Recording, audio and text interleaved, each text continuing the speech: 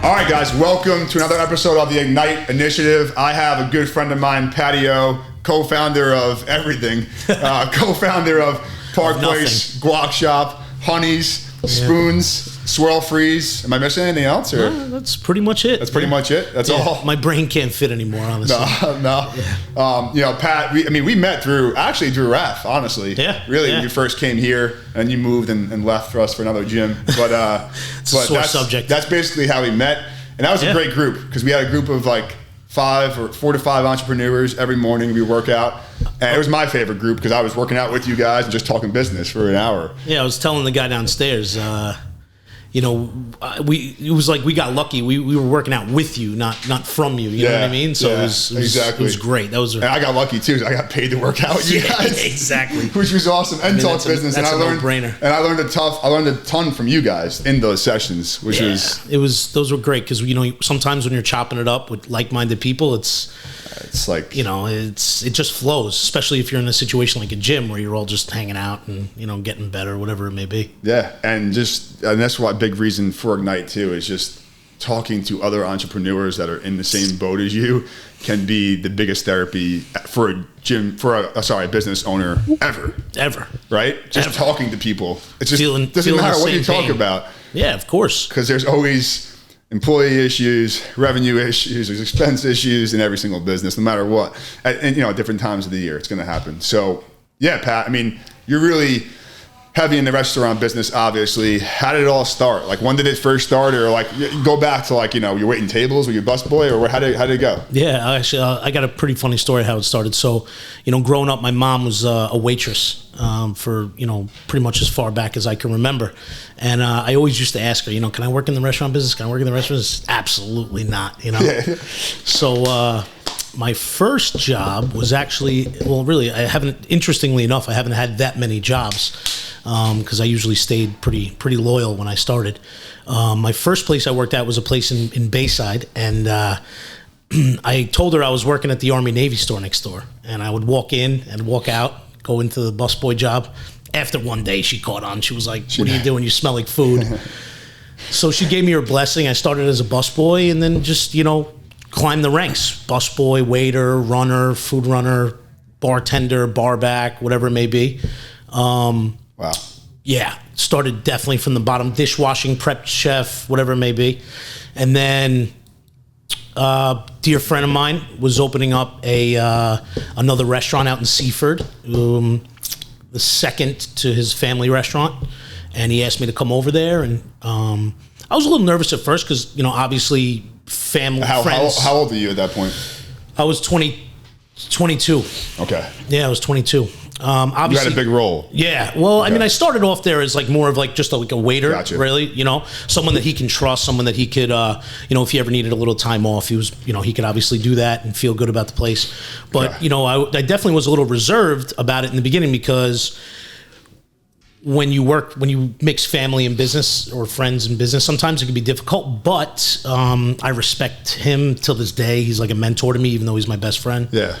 I respect his family, and I knew that I was someone that was going to work till my fingers bleed. So we did it. I worked together with him for about 4 or 5 years there. We really established a beautiful place that he really did, but I was just part of it. And then we eventually went partners, and we opened up Park Place in November of 2010. Wow. Yeah, and we're just on our 15th year. That's amazing. Crazy. So, and one thing I've heard just now from you talking is you went through all the positions in the restaurant business and you experienced it firsthand. Yeah. How valuable do you think that is? Any business, experiencing all positions first and then being the leader of the group. Is that very valuable, or you can do without it? I think it's a great question. So I think you can do without it if you put somebody in place that understands the position or the industry. But one of the reasons I think it's necessary is because in the restaurant business, how am I supposed to manage a position if I've never worked there, right? If I've never walked in their shoes, so to speak. So I think it's super important that the person that's leading your crew or leading your troops into battle, because every day is a battle, understands what each person's going through. I can, if my dishwasher is hung up on something, I have the ability to go in and figure it out because I've been there and I've done that, Yeah. And that goes for anybody, whether it's my prep chef, my waitresses. And they probably respect you because of that too. I hope so. I think they do. I mean, I think that, you deal with a lot of different people, right? You deal with people that take advantage of that, right? Yeah. That, the boss is a working boss. And then there's people that really do respect it. I think for me, I'm very fortunate. The culture in my place is fantastic, right? Everybody helps everybody. You're not fortunate. You built that. I mean, that builds from you 100%. And I always go there, we always see it firsthand too. Yeah, so. I appreciate that. You don't have to be the best at a job, but if your heart is in it and you really care and you want to work and you want to learn, you're eager, I'll take that over experience any day. For sure. To be honest with you, most of the individuals that no longer work for me could have possibly been the most experienced. Yeah. Interestingly enough, right? Finding somebody that really cares about what they do, whether it's wiping down a table or taking an order or whatever, maybe helping somebody out, that's important. Those are intangible qualities that I think you need to look for when you're building a culture, of course. How do you instill that culture into these people that, I mean, I guess, yes, of course, the people that have it, yeah, they're going to have that like, feel for it, I guess. Yeah. But what you want done, how do you get that out of them as much? Because I know, like, when you go there, whether it's you or somebody else, it's still the same experience. That's very important. So how does that happen? I try to be consistent and I try to lead by example. So, if my busboy is struggling one day, I'll go over to him and I'll ask him, do you understand the concept of what I'm asking you? Because if I'm not, I need to communicate that better, That's where most people go wrong. They don't even know what they have to do exactly. Exactly. And I think that it all comes down from the top, right? So if like somebody, if a waitress or a busboy or a bartender makes a mistake, or if a line cook makes a mistake, at some point I'm on that line of fault at some point. Maybe I'm, a little bit, either they don't have the correct tools to get the job done in an efficient way, manner, or they haven't been prepared with that, understanding of what to do in a certain situation. Whatever it may be, it really does trickle up. It does, because I think sometimes, like, your opinion of customer service might be different than what your hostess thinks. Yeah. So you got to be on the same page, right, about that, and like understand, like, this is how it's done. Like, this is how I always want it done. So stuff like that, when that comes up, are you like going back to it and thinking, okay, maybe I didn't explain it properly? Yeah, exactly. And a lot of times also is you kind of understand the ability of somebody. I don't want to say ability, that's probably not the right term. You understand where somebody's at just with a couple of simple conversations. Like, one of the things that I always tell people is, my staff, specifically anybody that's new, is I try to let them understand, like, that the restaurant business from the outside looks completely different than what it does from the inside, right? So being in the dinner table, a dinner table is, or even, us sharing a desk now, is a very intimate scenario, right? Think about what goes on at a dinner table. Huge family decisions go on at dinner tables. Happy decisions, sad decisions, angry decisions, sure. Whatever it may be. It could be any slew of things. So in order for a customer or customers to trust us by having that meal in my space is very important, and we don't take that lightly. So we try to make sure that basically people come in and they feel like this is an extension of not only their home, but my home. Gotcha. And they have, we take that seriously. So if somebody understands that and says, oh, wow, I never really thought of it like that, then I know that I can build on that. But if somebody's kind of fiddling out and being like, oh, okay, yeah, then I already kind of know right away that they probably don't grasp what I grasp as far as like hospitality and, things of that nature. No, for sure. So you're basically starting with like your values that you guys believe in. And Absolutely. Then after that, it just gets passed down. Yeah, training. I mean, I could train my 1-year-old daughter to bus a table. Well, maybe not, but soon though, I'm sure. In a couple of years, she'll be doing it. But once she could hold the plate. But training is almost like the cherry on top in a sense. Like, it's obviously extremely crucial, of course. I'm not downplaying it, but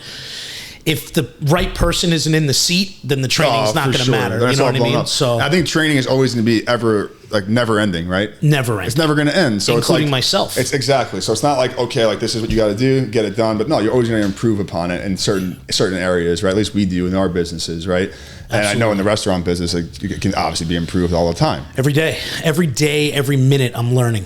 Every day, and I'm not ashamed to even say that, And I've been in the business since I was a kid. No, you shouldn't be. Literally a child. So I'm not ashamed. I know for a fact that every day I learn something. Things that I did that I thought worked maybe aren't working anymore. Maybe whatever it may be. So Pat, so Park Place going good. What was next from there? What business was it? Was it spoons or was it no? So was our first guac shop, or? Yeah, as a partnership, we originally started with Park Place. About 5 years into Park Place, we founded Guac Shop. Okay. My partner Matty has taken Guac Shop to the next level. He's doing a fantastic job expanding that. We actually recently swapped some equity, and now he's in charge of Guac Shop. He's always been in charge of Guac Shop, but he's the majority owner there. I'm the majority owner over at Park Place, and that was a decision that we made that made sense for both of us. And man, he's taken it to the moon. I'm really happy for him and what he's built. I mean, he is just such a brain. I envy sometimes.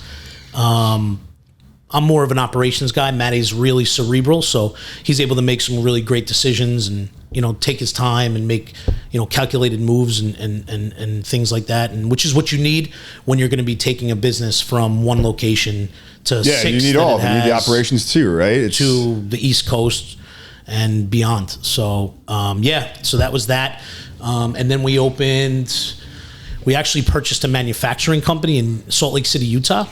I remember that when that happened. You were training here when that happened. I remember you talking about that. Yeah, by the name of Swirl Freeze, which basically we manufacture. How did that come up? Oh my God. Because that's like the most random shit in the world. It is. So we actually saw it in use. Not me. One of my partners saw it in use, and he was like, "I'm going to buy this blender thing." That's basically what he said. And he's like, "I'm going to see if I could do something here." And so what is it exactly? It's a multi-blender. So what it is it's basically a giant auger, a spiral auger that takes hard packed ice cream with any kind of topping or intrusion, and it creates a custom soft serve. Gotcha. Right, so it's able to, if I took a scoop of vanilla ice cream and a handful of Oreos, it makes cookies and cream like that. So we were like, oh wow, this could be a really cool thing to change up the ice cream game. Yeah. It's already been in use in a bunch of high-profile businesses all over the world, actually. And long story short is we connected with the owners of the company. They really liked how we were young guys. We were in the restaurant business. We also knew how to turn a wrench. I wouldn't say that we were mechanical, really mechanical, but we knew the basics, right? As you know, when you own a small business, if you call the plumber or you call the electrician, every time you need them, you'll be broke. So you got to sometimes teach yourself. And they really loved us. They took a liking to us. And, long story short is we made a deal. It's in the same location that it was for the last 30 years. The business was actually open for about 30 years prior to us. Their grandsons are still helping us run the place. We have a fantastic partner, Anthony, that we took on, who's a family friend of ours, who, he's one of these individuals that I like to say he could, he can do inventory management for a massive company that, builds out skyscrapers, and then he could also build a car in his driveway. So I figured he would be the perfect. That sounds like it. And he is. I mean, he's taken the business to the next level, and we're hoping now that there's a couple of things that are going to really catapult us into the future. So we're really excited about that. That's really cool. Yeah. That's so different. That's why I love it. It is. It's interesting because you also do different things. Like you probably would be more familiar, like you do trade shows and things of that nature, which obviously being in the restaurant business, you don't really do. So those have been cool, getting in front probably of people. Refreshing too for you, right? It is a little bit different. Exactly, like different stuff. Yeah, flying to a place, with your partners and, being able to talk about your business to random people from all over the world. It's cool, I think we actually have one coming up in Orlando in early next year, March maybe. So basically, you guys took action, you took risk to get that, obviously. Yeah. I think that's the main thing where people, they never start because they never take that action and never take the risk. This is obviously something completely random for you guys. Yeah. The odds are probably against you, let's be honest, right? I'm sure. They're still against us, honestly. Yeah. And you guys just did it and you guys committed to it, right? So I think I applaud you guys on that because that's the main thing to get started, and people don't realize that. Yeah, taking that initial leap, believing in yourself is a huge part of, and believing in your team as well. If it was all on me, we wouldn't be able to do it. So we were able to put the right people in the right place, and thankfully, it's doing well. And now Office Swirl Freeze, you guys created spoons. So correct. Yeah, really one of my partner's brainchilds, but basically it's a description of how the machine works. So, you can go there and you can get these funky creations. So I think it's amazing. Yeah, honestly. It's delicious. I mean, it's I shouldn't have too many. So you go in there, you pick out your ice cream, just so you guys know, and then you pick out a cereal to mix in with it. Basically, right? Am I wrong? Or that's how it is. Cereal, right? Or you could even chocolate, do whatever, candy, fresh berries, candy. You could really fresh do anything. Berries. We're not really going for. That's a little healthy. Yeah, but no, I mean, it really does. The machine's actually amazing. It's something it's a cool experience too, because you guys can see it. Yep, it's interactive with the customer. Yeah. They get to see their product being made, which is cool. What I like to tell people is it's basically an automated version of Cold Stone. Okay, that's probably a good way to put it. Yeah, no, you're right, because because they hand on the Cold Stone. We just have a machine that does it for us. Makes milkshakes, makes really cool stuff. So, so Spoons is basically the brainchild of that. It's actually in Seaford in the back alley of a parking lot. It's Perfect like a really spot. Cool spot for it. Yeah, about what, like 100 square feet, if that. You know what I mean? Yeah, it's but it's perfect for what it is. It's a walk-up window. Couple of employees, nothing crazy, and does really well. Easy to manage. Yeah. It's actually attached to my partner's restaurant, Caramia, right? Which is fantastic. So he's able to really be there and see the operations pretty much consistently, And then the next thing I just started about almost a year ago now, right? Is how many months? Honey's Bistro, January 4th, so about 8 months. Honey's Bistro in Glenhead. Yeah, that's a fun space. Yeah, it's an awesome space. Yeah, and when I went there for the first time, you gave me a little tour before you guys opened. The downstairs. It's amazing. It's ridiculous. The infrastructure there is fantastic. So we have a full commercial bakery in the basement. Upstairs we have basically a cafe, right? So you can get a really great cup of coffee. You can get some great teas that we have, homemade iced teas, some fresh baked goods, and then we have a full kitchen. So my partner Matt over there has done an amazing job with the menu. Really fun stuff. We have rice bowls, we have salads, we have the next 4 bowl. We have the next 4 bowl, which was actually one of my favorites. The sweet potato was great. I gotta have it. It's really, you gotta have it. I know. It's crazy they haven't had it. It was delicious. It was actually sold a lot, and a lot of people ask us for it. Yeah. Really? A lot of people ask us, can you bring that back? I don't know. 10%? Maybe. Okay. I don't think I could afford 10%. Okay. Yeah, the restaurant business. 2% maybe? But it's maybe. But it's awesome. And the place is it's a bright space. It's very welcoming. It's nice vibes. Yeah. No, it's down the block from Next 4, which is. I heard you were opening. I'm like, this is awesome. Yeah. We do a lot of cross promotions, which is great. But okay, so that's obviously a new business. It's a cafe. It's not like a full service restaurant, but it kind of is though at the same time. But yeah, we tried to take things that we've seen in other places. So Long Island is kind of its own epicenter of restaurants. It's weird. There's a lot of things that you don't see in Long Island that's very, that's done a lot in other places, Midwest, Cali. So, we kind of just tried to make it a place where you come in, you order your food, you get a number, you sit down, we bring you the food to the number. We say we obviously like to, nice operation. Exactly. It's smooth. It's not super complicated. We always name the number as well, so you're not just a number. So we can come over and we can say, "Hey, Mike, here's your next 4 bowl or whatever it may be." Makes it a little bit more personalized, and it's nice. Keeps the operation streamlined. We also have less people. Yeah. We don't need as many people in the front staff. And that always helps. Yeah, labor now is probably one of the biggest things for restaurants to overcome. Food cost is obviously always going to be a challenge, but labor is only going one way. So a lot of business owners, they have one business and they have a successful business, whether it's whatever market it's in. But obviously you're in the restaurant business, you have Park Place, you have other stuff going on. Why Honey's? Was there any reason for it? Did it kind of fall in your lap? Or what happened? What was your vision for it? A dear friend of mine was interested in opening up a place, and he approached me and asked me, would you like to do this together? And we've kind of always had this in the back of our minds that we were going to do something together. And we found this space and we went for it. We collaborate a lot. My wife even helps out a lot with some of the logo design and stuff. She's really creative. So we just have a nice little situation going on over there.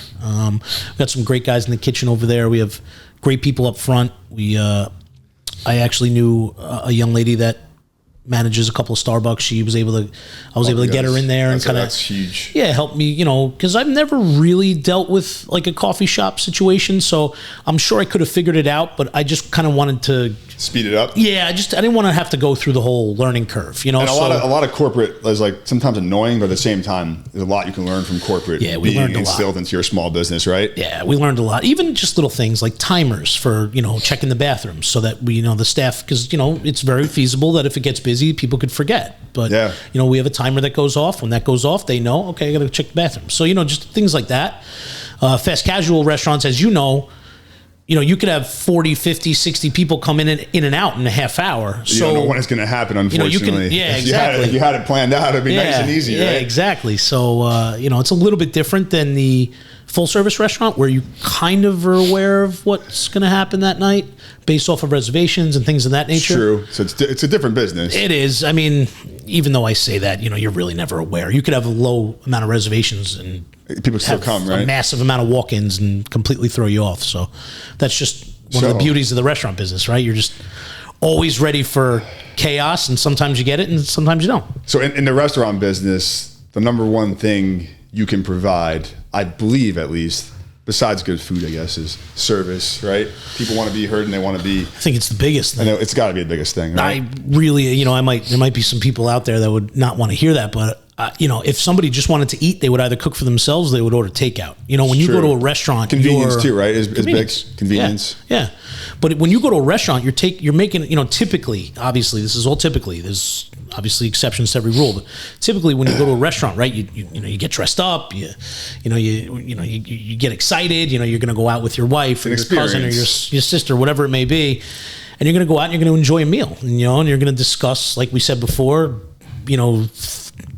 important decisions in your life or whatever it may be, and you want to be out for that reason. You want to be served, right? You want to experience hospitality, which I think is still alive and well, but I think that it's dying a little bit. I think that the connection to the customer is fading a little bit, and I wouldn't say that any of the restaurants. I have good friends with a lot of restaurant owners around here, and they're all doing a fantastic job doing that, but think more in like the bigger places and things like that nature, like you tend to lose that, right? That connection to the customer, which I think is huge. Be an angle to take advantage of, though, yeah, right? Yeah. One thing I understand it. Trust me, I understand it. But the one thing I don't like lately is like places not answering their phones ever. I don't know if you guys do or not. No, so I'm not sure. But I think we're leaning that route for curbside. I'm not exactly sure, to be honest. But it's just.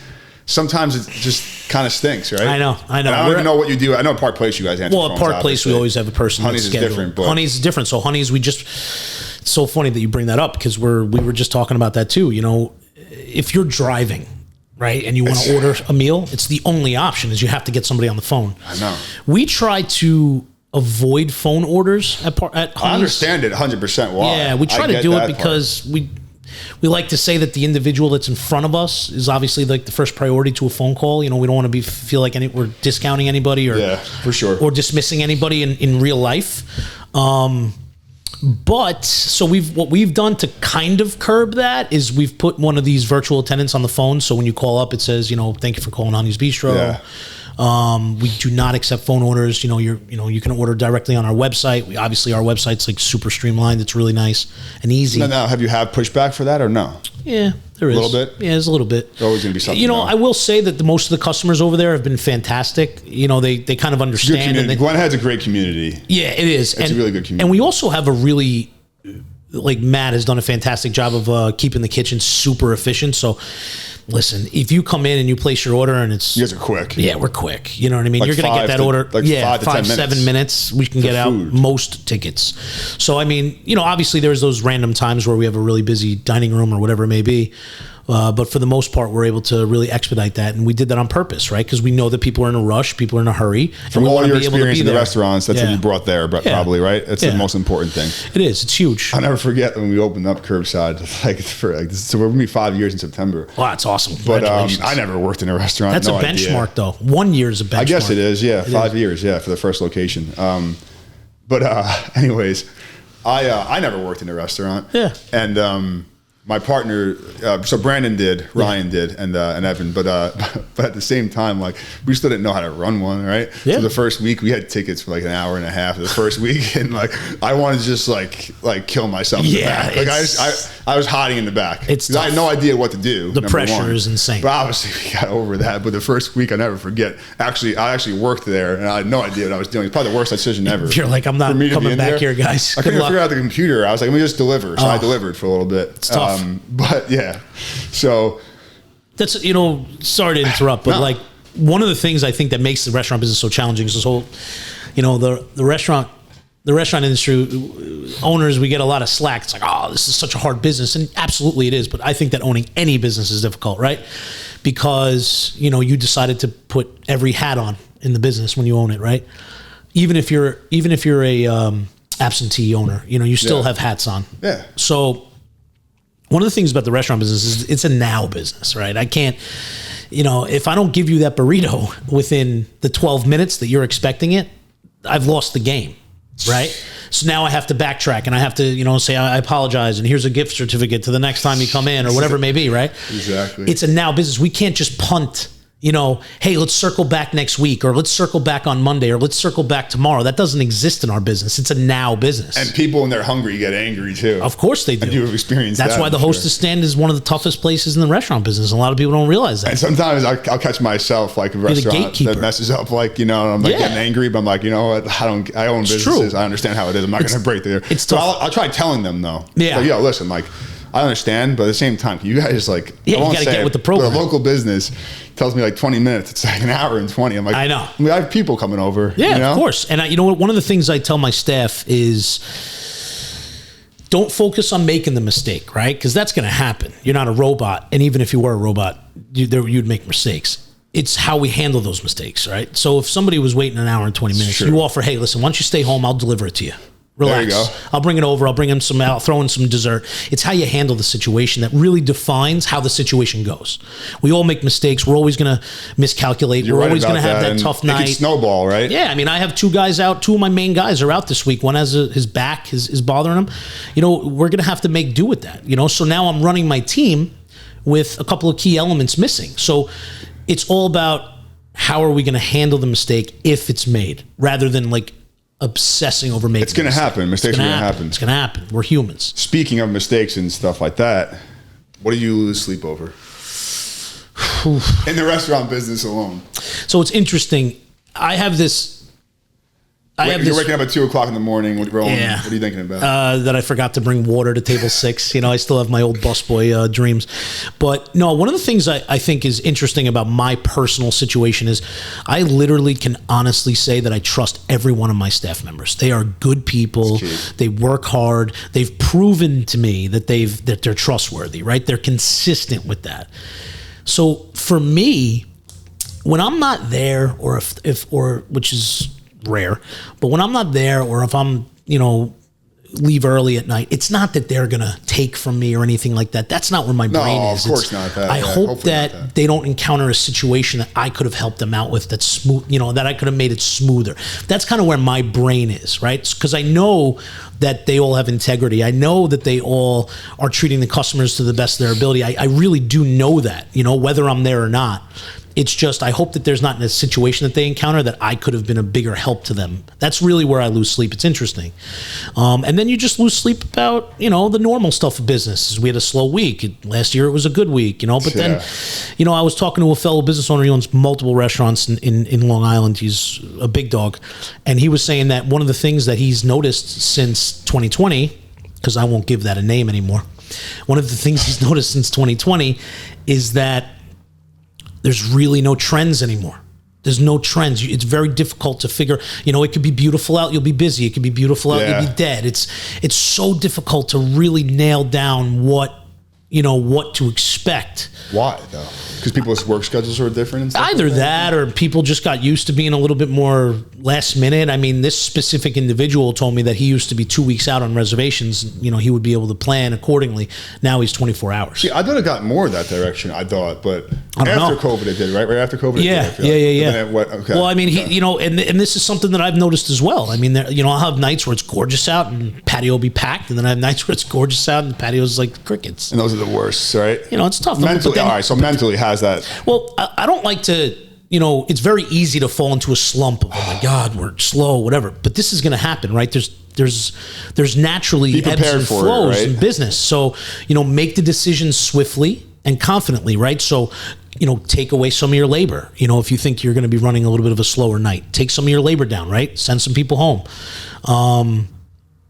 Try to get things done that you have time to do, whether it's a deep cleaning or, It's true. You have a list for that stuff, right? Basically. Listen, you can never do too much of that, right? Yeah. So, keeping a clean restaurant is obviously like huge part of it. Yeah. So, you just try to find ways to make your restaurant and you better, and, interestingly, and I bet all my restaurant brethren would say the same, the slower days are when you make the most amount of mistakes. Really? My staff, yeah. Because you're not on it, right? You're not on it. You're kind of lazier. If I have 6-7 tables, I'm in a flow. I'm in a workflow. I'm moving and grooving. When I have one, it's easy to get sidetracked by whatever it may be, my cell phone or whatever.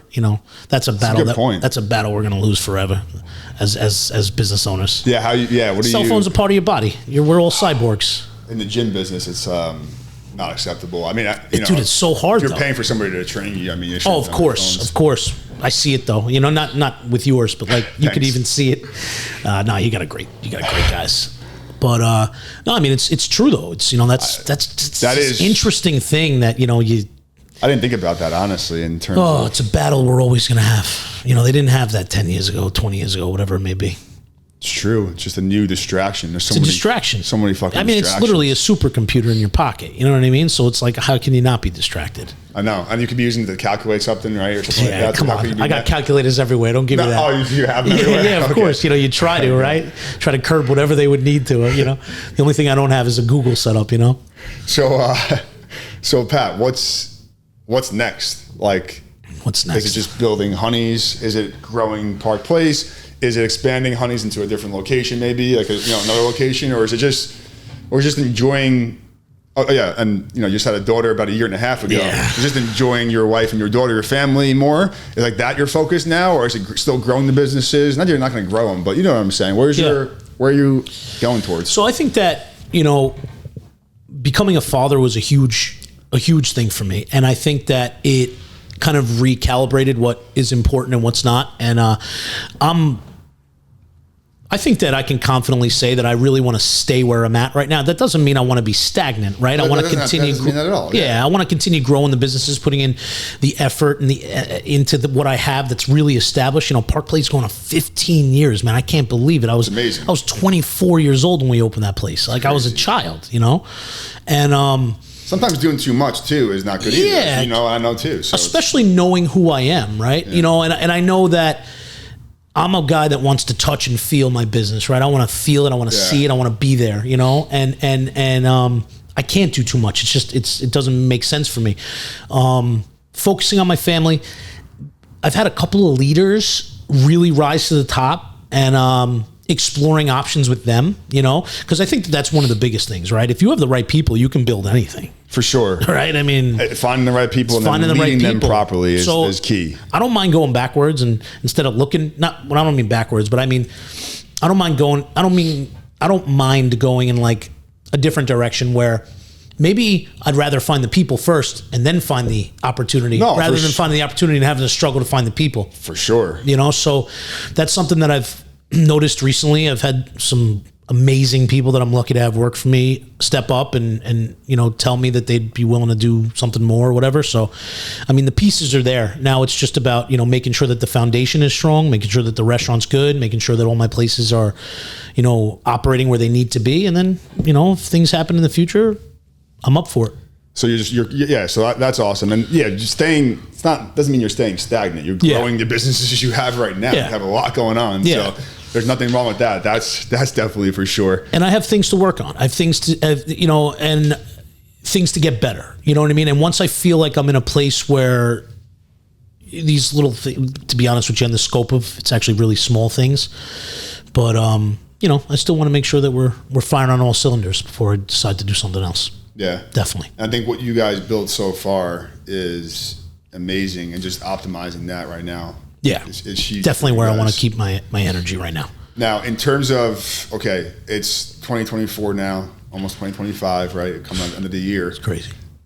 Like, in terms of getting more customers, what's changed over the years? Like, where's it going towards now? In Park Place, Yeah, so for Park Place, a lot of what I'm focused on now is, we're very fortunate there. We've built over the last 15 years a really strong customer base of people that are definitely invested in Park Place. Just by providing good service. Just by providing good service, giving them a place to celebrate a family event, whether it be a communion. We just had somebody call the other day.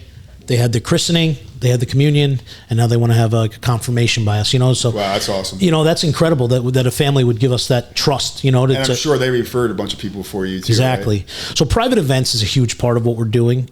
We do a ton of private events, and I feel like it's actually a huge part of the restaurant business nowadays. I mean, it always was, but it was kind of more so the cherry on top. You think it's bigger now? Now I think it's the whipped cream and the chocolate syrup as well, because it really gives you... It's more manageable, correct? Oh, absolutely. Is that why? Yeah. If I know that a party of 50 is coming in, I know exactly what food I need. I know exactly how much staff I need. And I know, you know what I mean? It's one of the few times I'm able to actually control a variable cost. It's true. In a restaurant, it's huge. You can't do that. You can't do that in the restaurant. Yeah, you're rarely doing that. Yeah. So... I have to take those opportunities and go with it. I've also gotten some great catering contacts. Catering's the same way too. Catering's huge too. It's just, for my guys are there. You know what I mean? So for them to push out, 10, 12 trays of food is... And there's pressure with that though, right? Because it could be a big event that you want to drop the ball on, right? So there's always pressure with that, right? How do you handle that? Or just you trust your staff, obviously? Well, I have confidence in the guys in the back. I mean, the guys in the back are awesome. They've been with me for a long time. We have a great rapport with each other. I just recently invested in some new tools for them in the kitchen to make them more efficient. And they see that, right? They see that there's movement. If they show me one of the items that they use on a daily basis is broken, I'm immediately replacing it, because that matters. It does. It matters to them. If I use a tool every day, you can't expect me to build a house with a hammer. You know what I mean? So, making sure that they are heard and, that they're given the necessary equipment to execute their job that's what I trust. And I trust my staff. I really do. They're great people. So, Pat, there's a young kid right now busting tables, or he's a waiter at a random restaurant, wants to make the restaurant career his life. It's his passion. What's your advice to him? My advice to him is, or her. aside from the necessary experience, going through the ranks, is find somebody that inspires you, that leads, that's a leader, and follow them. And by follow, I mean copy them, kind of. Right? One of the things that me and you have talked about this in the past. Leadership is a quality within a person. It's not a position. Yeah. And unfortunately, there's a lot of people out there that are in leadership positions that aren't even close to leaders. Right. So it's finding somebody around you that inspires you, and seeing how do they walk, how do they talk. The way that I manage you is not the way that I'm going to manage somebody else. Right. Yeah. So you have to be able to take those intangible things and apply them in real life. And there's going to be a lot of learning. So, it's ego. Bury that ego. And be ready for the ride, right? Bury that ego. You might get punished a couple of times. Absolutely. You're going to eat shit for a while. You're going to. 80-hour weeks, 100-hour weeks, going to the restaurant in the middle of the night because you thought you left it unlocked. You're probably making, you think about $10 to $15 an hour in the beginning, probably. Oh, yeah. Right? If that, right? If you broke down us an hourly wage, probably the scariest we're working every minute of the day. Yeah, exactly. But there's something nice about having your own space where you can really kind of carve out a path that you want, and try to give the general public, the business that you see in your mind. And I think that the restaurant business is a great business. I think that a lot of people, it's got a real negative connotation, high failure rate and such. But I really feel like the high failure rates are from people that just want to open up a restaurant because they want to have a drink at their bar. Exactly. Wrong reason. Exactly. Hide for the hills. Nina wants to open up a restaurant. As long as she finds an operator, she's good. No, I think she could definitely handle it. Of course she could. I'm telling her the same thing though. Like, look, it's not because I love lounges. I want to do a lounge. I know, but there's there's more to that. Yeah, there's more to it. I really do think she's going to. I think she's going to crush it. Well, she's got that entrepreneurial spirit as well. Yeah, I think you know so. what I mean? I think she's going to do it, and I think she's going to crush it. I can't wait. I don't know what That's we're going to awesome. call it. We'll see. That's great. Maybe Well, I'll be your first customer. Maybe you'll be a partner. We'll see. I would love that, and I would love to support any of that, Lounges are a thing that Kind of gone, right? Well, it's interesting. Like the mega nightclubs, I feel like are probably there's a little less of that, and now it's more small, intimate gathering spaces, right? Yeah. Where the vibe is good. Speakeasies and stuff like that. Speakeasies, things like that. Love speakeasies. Yeah, me too. I love that. You know what I miss? We used to go to a late night after you got out of the restaurant. We would ride to the city and go to Little Frankie's. Oh man, it's good stuff. Those are the best. Yeah, he crushes it over there. Crushes it. He's open late. He's got a good vibe there. Another guy that, is Frank Prisenzano? What's his name? Yeah, Prisenzano, Frank. He is, forget about it. He's in Italy now, opened up a place in Italy. He's crushing it. And I think that one of the reasons that he does that is he has culture. His people feel good. It's a very unique They place. want to work for him. It's very unique. Yeah. Food's amazing. It is. Food's always. And it's like casual. Always out of the park. Too. Yeah, you can't even hear yourself order. I used to love that. We got to go again, honestly, soon. I'm down. We really do. So, Any night. Pat. And, we have people listen to this probably in the restaurant business. So how can they reach you? How can they find you if they want to talk to you, stuff like that? Get some advice. Yeah, so you could reach me at Park Place. That's typically where I spend most of my days. I'm always up to give anybody advice. To be honest, I look for advice as well. Yeah. I'm not someone that thinks they know it all or even half of it, but I'm very fortunate. I have a great place, and it's come from working hard and just being an honest, genuine person. I think that's a huge thing too. For sure. Your staff knows if you're... And having a passion for it, right? Yeah, you got to have a passion for it. I love it, man. I love it. I'll do it till I can't. Yeah. Definitely. There's days you say, why am I doing this? But overall, it's in my blood. It makes me excited. Thank you, Pat. I appreciate you coming on. No problem, man. Thanks. It was a pleasure. Thanks.